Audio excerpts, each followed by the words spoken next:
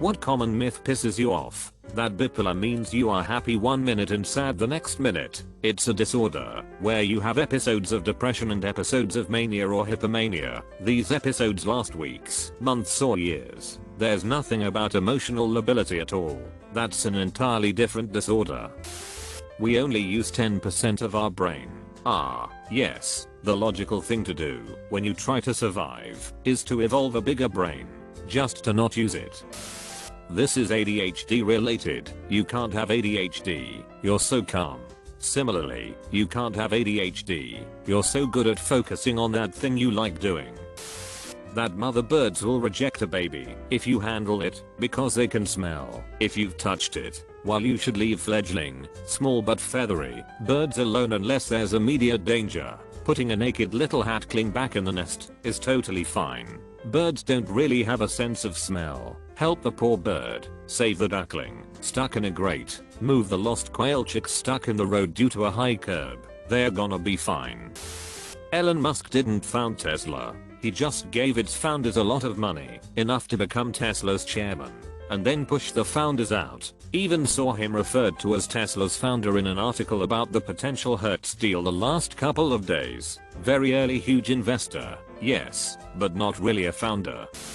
That lie detector tests are accurate. There's a reason they aren't admissible in court. They are completely unreliable. Even the creator made sure the public knew they weren't foolproof. People still take them at face value all the time. That irks me. Cops know this too. It's just an interrogation tactic. If they're having trouble getting their suspect to confess, well, hook them up to a high-tech machine that they don't understand and tell them it can tell when they are lying or not. That may grease out a confession.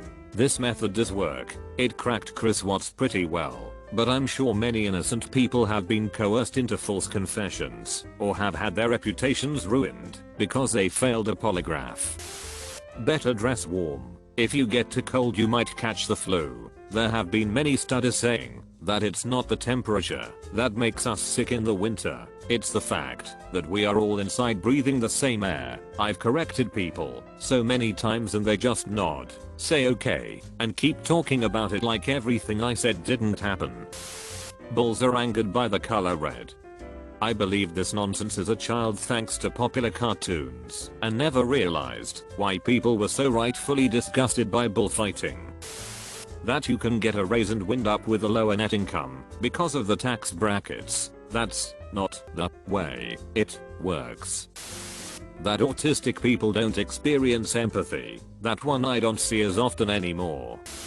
That porcupines shoot their quills out. I've known educated people who have set live traps to catch nuisance raccoons near their chicken coop, only to catch a porcupine instead and then shoot it so it couldn't shoot the quills at them versus letting the poor thing out to freely walk away as it is harmless. Most survival myths. Moss grows wherever has the best conditions. Animals can survive eating things that we can't. Not all civilization is downstream.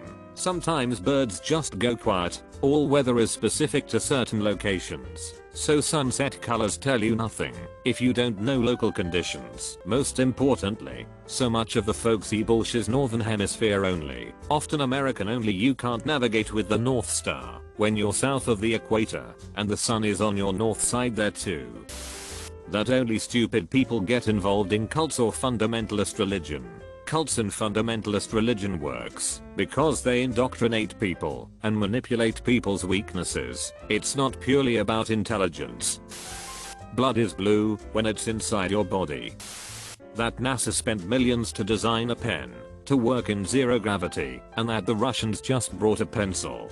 Are Americans so dumb? Graphite is electrically conductive and would short circuits. For anyone wondering, both the American and Soviet space programs originally used grease pencils as writing tools. An American company then invested about $1 million USD into developing a ballpoint pen that would work in zero gravity, eventually getting a patent for such a pen in 1965. NASA adopted the space pen in 1967 and the Soviets did so as well in 1969. A person will never be aware that they are hallucinating. Sometimes, some folks, some situations or causes point, but it's not one size fits all. You have to keep in touch with your family, even if they are toxic. Because they are family. Nobody loves you like your mother or father. This can lead to trapping people in abusive and toxic relationships for years, because there is no societal or cultural support to escape or go no contact. It also leads to great mythical statements like, yeah, they may have done that, but they are your brother and you only get one brother. Like someone else has said on here before, you only get one appendix, but if it goes bad you cut that sucker out. That the earth is flat. Scientists have already proven that it isn't flat, and if it was everything would be different. That someone with autism is some savant superhuman in one specific subject. This is portrayed a lot in media. Most characters inserted into stories who have autism turn out to be some genius mathematician or expert musician or some other I think it perpetuates a really detrimental stigma towards the demographic. Expecting others to have some niche superpower has some sort of trade-off, as though that person needs that magic quality to be a redeemable character. That we eat 7 spiders a year in our sleep. This one irks me so much. I'm 15 and had a full-blown argument with this grown man. Whether it was true or not, I was called an argumentative piece of all it takes is a quick Google search. That if you uncoil human intestines and stretch them out they would wrap around the word 3.5x or something. I had an elementary school teacher teach this to my class and I remember back then thinking there's no way. I think it's supposed to be every strand of DNA in your body or something like that. The truth is actually that if we took the DNA from all of those cells and laid it out in a linear fashion, it could wrap around the earth 2.5 million times, or reach to the sun and back 300 times. Weed's not bad for you, by all means. Smoke it for you want, and I'm really not against people having a good time with it, but smoking is bad for you. Agreed. I'm 100% for it be legalized and used recreationally, but stop telling me it's going to cure my depression, anxiety, pain, etc. And stop saying people can't be allergic to it. Yes, they can. That moon landing was fake. That you need to go to college to get anywhere in life. Cracking knuckles causes arthritis. No it doesn't, it's just annoying. That fast flowing water means it's good to drink. It isn't. It's a very good way to get sick. That Sphinx cats, the hairless ones, will get stuck to a glass surface by their bums and need to be removed with a spatula. I've had 3 of the little darlings, and not once has that issue come up even with them sitting on the glass coffee table. You'll definitely get rich and successful if you work hard enough. It implies that disadvantaged people are just lazy and ignores how social status and even basic luck play into one's achievements. Depression is caused by a chemical imbalance in the brain. OMG. Stap. As a therapist, it fills me with rage every time I hear this, because it's perpetuated by Big Pharma in order to feed people pills. We don't know what causes depression. Pay attention next time you hear this commercial and count the times they use the word may. Depression may be caused by a chemical imbalance in the brain and may help to correct this imbalance. You need the best, most expensive equipment to do well in your hobby or profession.